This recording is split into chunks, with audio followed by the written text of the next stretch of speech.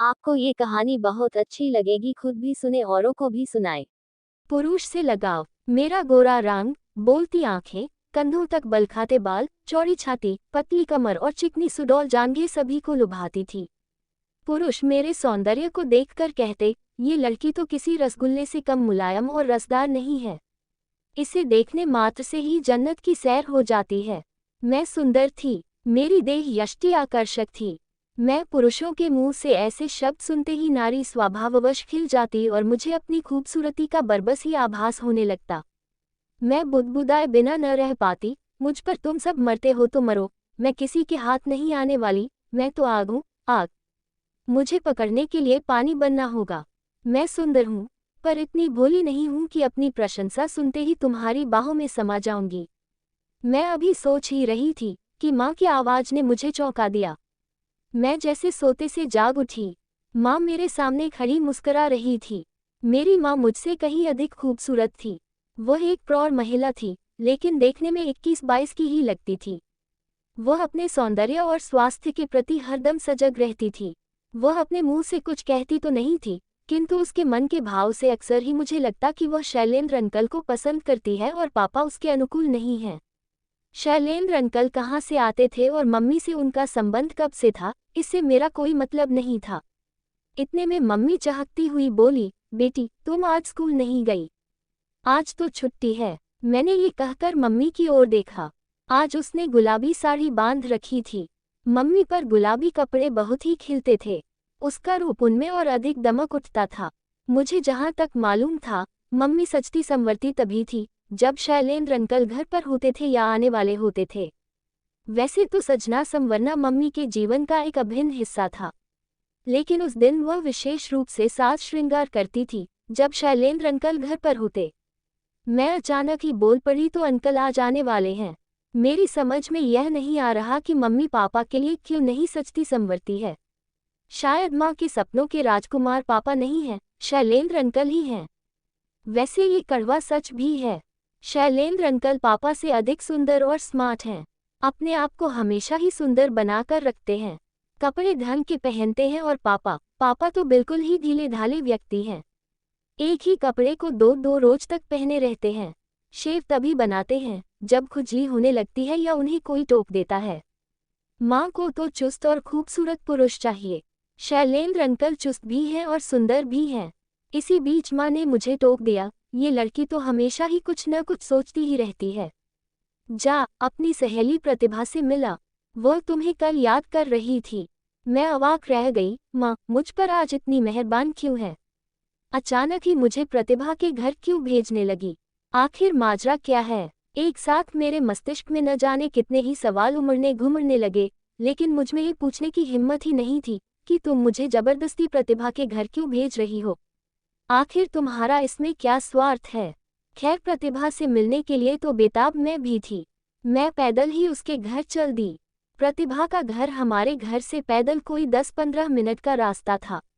मैं प्रतिभा के घर पहुंची तो दरवाजा खुला हुआ था। मैं बिना आवाज दिए ही अंदर चली गई। घर में उसकी माँ के सिवा कोई नहीं था। प्रतिभा का भाई आलोक भी नहीं था। मुझ पर उसकी माँ की नजर पड़ी तो वह बोली, अंदर आ जा सुरभि, काफी दिनों बाद आई है। प्रतिभा और आलोक तो अपनी नानी के घर गए हैं, कल सुबह तक आ जाने की उम्मीद है। खड़ी क्यों है? आ बैठ तो सही। मैं उसकी माँ के साथ बैठकर भला क्या बात करती। 2-3 मिनट तक खड़ी रही, फिर बोली, आंटी मैं जा रही हूँ, प्रतिभा आए तो कह देना मैं आई थी। ये कहकर मैं दरवाजे से होते हुए बाहर आ गई। प्रतिभा हम उम्र थी, लेकिन उसका भाई आलोक मुझसे 1 साल छोटा था। वैसे वह देखने में छोटा नहीं लगता था। आलोक बहुत शरारती भी था। वह केवल शरारती ही नहीं था, बहुत सुंदर और स्मार्ट भी था। मेरी उम्र यही कोई 15-16 की थी। आलोक 15 का था। जीन्स की पैंट और टी शर्ट में वह किसी राजकुमार से कम सुंदर नहीं लगता था। मैं यही सब सोचती हुई अपने घर आई तो दरवाजा धक्का देते ही खुल गया। मैं बरामदे से होते हुए मम्मी के बेडरूम के सामने आई तो किसी मर्दाने आवाज को सुनते ही ठिठक गई, पापा तो घर पर है नहीं, 2 दिनों के लिए बाहर गए हैं। फिर यह मर्दानी आवाज कहाँ से आ रही है और यह आवाज किसकी हो सकती है? मैं वहीं खड़ी होकर सोचने लगी कि यह आवाज कहाँ से आ रही है। यह आवाज मम्मी के बेडरूम से आ रही थी। मैंने सोचा शायद पापा आ गए हैं, लेकिन वह तो ऑफिस के काम से गए हैं। काम बीच में ही छोड़कर कैसे आ सकते हैं। मैं ये सोचते सोचते दबे पांव मम्मी के बेडरूम की ओर बढ़ गई। दरवाजे के नज़दीक आकर खिड़की की ओर देखा तो खिड़की बंद थी। मैं अंदर झांकना चाहती थी। मेरे मन में वैसे कोई दुर्भावना नहीं थी। मैं तो ये देखने के लिए बेचैन थी कि कहीं पापा तो नहीं आ गए हैं। तभी मेरी निगाह दरवाजे के गोल छेद पर पड़ी। मैं एक आंख बंद कर दूसरी आंख से उस छोटे से गोल छेद में झांकने लगी।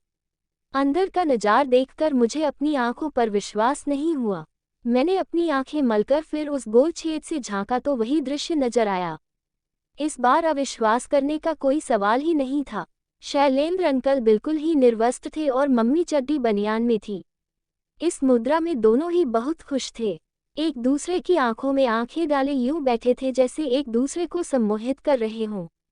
इतने में मम्मी ने शैलेंद्र अंकल के पेट में गुदगुदी की। वह अनायास ही हंसने लगे और हंसते हंसते ही उन्होंने मम्मी को अपनी गोद में उठाकर बिठा लिया। मम्मी उनके गले में बाहें डालते हुए बोली, तुम्हारी बाहों का स्पर्श बड़ा ही उत्तेजक है। दिगंबर ने तो मुझे कभी ऐसा आनंद दिया ही नहीं। तुम्हारा पति दिगंबर कोई मर्द थोड़े ही है, वह तो बोधू है। न जाने कैसे उसके साथ तुम रहती हो। शैलेंद्र अंकल ये कहकर हंसने लगे। दिगंबर तो एक खंभा है जिसकी आड़ में मैं तुम्हारे साथ रहती हूँ। दिगंबर जैसे पति को उंगलियों पर नचाना मुझे खूब आता है। मम्मी यह कहते कहते काफी आक्रामक हो गई और उसने शैलेंद्र अंकल के गाल को दांतों से काट लिया। अंकल भी कहीं चूकने वाले थे। एक हल्की सी सीटकार लेते हुए उन्होंने मम्मी को बाहों में समेट लिया, फिर उसके होठों को जोर से भींच लिया। अब कैसा लग रहा है? कैसा क्या लग रहा है? अच्छा लग रहा है। क्या तुम्हें नहीं पता, स्त्रियां दर्द से मिठास चूसती हैं। मम्मी के शब्द ये कहते कहते लड़खड़ा गए। उसकी आंखें बंद हो गई। दोनों एक दूसरे के होंठ ऐसे चूस रहे थे जैसे लॉलीपॉप या आइसक्रीम चाट रहे हों। तभी शैलेंद्र अंकल ने मम्मी को एक हल्की सी थपकी लगाई। इस थपकी के जवाब में मम्मी ने भी उनकी पीठ पर एक हल्की सी चिकोटी काट दी। सेक्स का इतना जीवंत और उत्तेजक दृश्य मैंने पहली बार ही देखा था। मेरा रोम रोम रोमांचित हो उठा। मेरे कपड़े पसीने से नहा गए। मुझे इस खेल को देखने में आनंद भी आ रहा था और घृणा भी हो रही थी। घृणा इसलिए हो रही थी क्योंकि यह खेल मेरी मम्मी किसी दूसरे मर्द के साथ खेल रही थी। पापा के साथ वह खेल में शामिल होती तो शायद मुझे घृणा न होती या मैं इतनी देर तक यहाँ न खड़ी होती। इतने में ही मैंने देखा, दोनों एक दूसरे से थक हार कर ऐसे दूर दूर बैठे हौंट रहे हैं, मानो दो शिकारी कुत्ते बराबर की कुश्ती लड़ते लड़ते थक गए हों और पुनः लड़ने के लिए सुस्ता रहे हों। तभी मम्मी ने हाथ का इशारा करते हुए कहा, आओ यहाँ मेरे पास। आज तो होंठ ऐसे चूस रहे थे जैसे कोई आइसक्रीम चूसता हो। क्या तुम इस मामले में पीछे थी? शैलेंद्र अंकल ये कहकर जाने के लिए उठ खड़े हुए। मम्मी ने उनका हाथ झुककर पकड़ लिया। क्यों? दिल भर गया। अब बस भी करो, सुरभि कहीं आ गई तो मुश्किल हो जाएगी। शैलेंद्र अंकल की आवाज में थकान थी, लेकिन मम्मी के चेहरे पर थकान की शिकन तक भी नहीं थी। उसकी आंखों में तो अभी और आमंत्रण हिलोरे मार रहा था। उसने शैलेंद्र अंकल को खींचकर पलंग पर बिठा दिया। सुरभि अपनी सहेली के घर गई है, वह अभी नहीं आने वाली। मेरे शरीर में एक सिहरन सी दौड़ गई। तुम भी? शैलेंद्र अंकल ने ये कहते कहते मम्मी को बाहों में भींच लिया। लगता है अब कल वाले आसन का इस्तेमाल करना पड़ेगा। करो न, मना किसने किया है? मम्मी यह कहते कहते हंसने लगी। अंकल ने उसको पलंग पर पटक दिया। मम्मी का पूरा शरीर पलंग पर मचल रहा था। अंकल ने हाथ बढ़ाकर टेप रिकॉर्डर ऑन कर दिया। संगीत की धुन बड़ी ही उत्तेजक और दिलकश थी। तभी अचानक ही मुझे छींक आ गई। सारा गुड़ गोबर हो गया। मैं हड़बड़ा कर अपने कमरे की ओर भागती चली गई और पलंग पर निढाल पड़ गई। मुझे अपने आप पर बहुत ही खींच आ रही थी। इस नासपीटी छींक को क्या अभी ही आना था? इतने में दरवाजा खुलने की भड़ाम की आवाज आई। मैं फटाफट पलंग से उठकर कपड़े बदलने लगी ताकि मम्मी यह समझे कि मैं प्रतिभा के घर से अभी अभी आ रही है। इसी बीच मम्मी मेरे कमरे में दाखिल हुई। मैंने देखा, वह काफी भयभीत थी। वह मेरे करीब आकर बोली, कब आई? अभी चली ही तो आ रही हूँ। प्रतिभा घर पर ही थी? हाँ, घर पर ही थी। मैं इतना कहकर बाथरूम में आ गई और स्वयं को सहेजने संभालने की कोशिश करने लगी। मुझे डर था कि कहीं मैं माँ बेटी के मर्यादित रिश्ते की गरिमा को भूलकर कोई अशोभनीय बात न कर बैठूं। मैं माँ से कोई सवाल करना नहीं चाहती थी, क्योंकि माँ की यह अपनी जिंदगी थी। न जाने किस मजबूरी में वह ये सब कर रही थी। कोई कारण जाने बिना माँ को कुछ कहना मुझे ठीक नहीं लग रहा था। वह पापा से इतनी बड़ी बेवफाई क्यों कर रही थी, ये बात मुझे भीतर ही भीतर कचोट रही थी। मैं शुरू से ही उस विचारधारा की थी, जो भी काम करो खुलेआम करो, किसी से धोखाधड़ी न करो। कोई भी काम बुरा नहीं होता, वह तब बुरा हो जाता है जब वह सबकी नज़रों से बचाकर किया जाता है। मम्मी को पापा पसंद नहीं है या वे उसको खुश नहीं रख पाते हैं तो वह शैलेंद्र अंकल के साथ उन्हें तलाक देकर रह सकती है। ऐसे छुप छुप कर वह जो कर रही है, उससे तो परिवार में गंदगी ही फैल रही है। मैं बाथरूम से कोई 10 मिनट के बाद आई तो मम्मी अपने बेडरूम में थी। शैलेंद्र अंकल जा चुके थे। मैं उनके सामने जानबूझकर नहीं गई थी कि कहीं वह शर्मा न जाए या मम्मी को मुझ पर शक न हो जाए। मैं अपने कमरे में आकर अभी बैठी ही थी कि मम्मी हंसती हुई आकर बोली, सुरभि, तुम्हारे शैलेंद्र अंकल आए थे। तुम उनसे मिल भी न सकी। मैंने बेकार ही तुमको प्रतिभा के घर भेज दिया। आओ मेरे साथ कमरे में। ये कहते कहते मम्मी ने मेरी बांह पकड़ ली और मुझे खींचते हुए अपने कमरे में ले आई।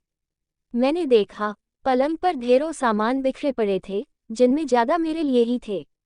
मैं सब कुछ भूल भाल कर पलंग पर उछल कर चढ़ गई और अपने दोनों हाथों से कपड़े फैला फैला कर अपने नाप के कपड़े देखने लगी। गुलाबी मिनी स्कर्ट टॉप, जीन्स की टाइट पैंट और लोकत्ती शर्ट, आसमानी गाउन और भी न जाने कितनी ही पोशाकें शैलेंद्र अंकल मेरे लिए लाए थे। तभी मम्मी मुस्कुराती हुई बोली, तुम्हें कपड़े पसंद आए? देखा, तुम्हारे अंकल कितने अच्छे हैं, तुम्हारा कितना ध्यान रखते हैं।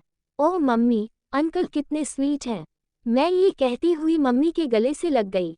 मम्मी का चेहरा खिल उठा और मैं किन्हीं ख्यालों में खो गई, लेकिन अंकल ये सब क्यों कर रहे हैं? मम्मी को पापा से हथियाने के लिए? क्या मुझे इन कपड़ों को स्वीकार करना चाहिए? मम्मी शायद इन कपड़ों का लालच दिखाकर मुझे अपने पक्ष में करना चाहती है। वह मुझे अपनी तरफ मिलाकर रखना चाहती है।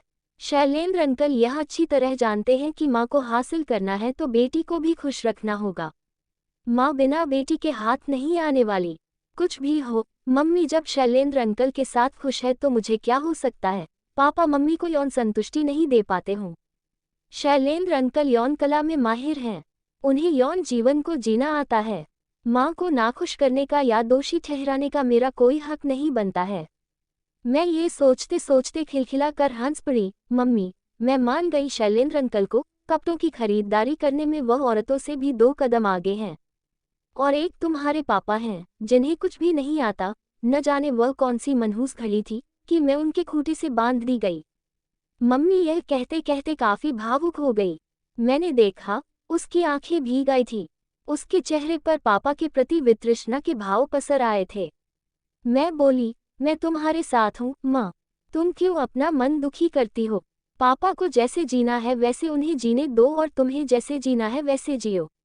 मेरे ये कहते कहते उसने मुझे गले से लगा लिया। मुझे इस बात का कहाँ बोध था कि पति पत्नी के जीवन की राहें अलग अलग हो जाती हैं तो उनकी संतान त्रिशंकु सी बन जाती है, तो उसका हित कोई नहीं सोचता।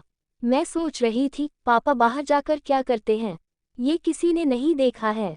हो सकता है उनका भी किसी से संबंध हो। मम्मी के संबंध के बारे में मुझे इसलिए पता है क्योंकि मम्मी के साथ मैं रह रही हूँ। हो सकता है पापा मम्मी से भी 2 कदम आगे हों। मैं केवल मम्मी को ही बुरा क्यों मानूं? पापा भी तो बुरे हो सकते हैं। मैं ये सोचते सोचते ही अपने कमरे में आ गई, आराम करने लगी। मेरे चैनल को पिलिच पिलिच लाइक और सब्सक्राइब करें।